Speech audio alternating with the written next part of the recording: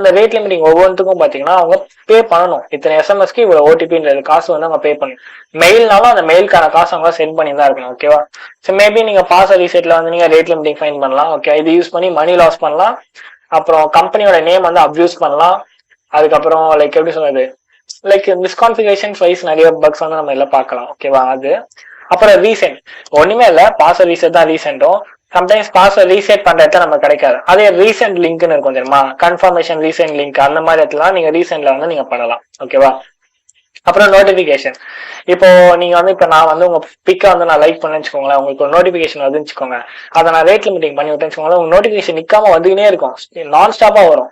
அந்த டைம் உங்களால என்ன பண்ண முடியும்? நான் ஸ்டாப்பா வரப்ப சொல்லுங்க. ஸோ உங்களால எதுவுமே அந்த ஆப் அன்இன்ஸ்டால் தான் பண்ணணும். ஸோ யூசர் அந்த ஆப் அன்இன்ஸ்டால் பண்ணிக்கிறது மூலமா அவங்களுக்கு ஒரு லாஸ் வரும். அந்த மாதிரி எத்தனை பேருக்கு வேணாலும் நம்ம பண்ணலாம். ஓகேவா? ஸோ இதெல்லாம் அவங்க தான் செக்யூர் பண்ணணும். ஸோ நெகட்டிவ் தாட்ஸ், அதனால ஒரு மணி லாஸ். ஓகேவா? மெசேஜ், நான் உங்களுக்கு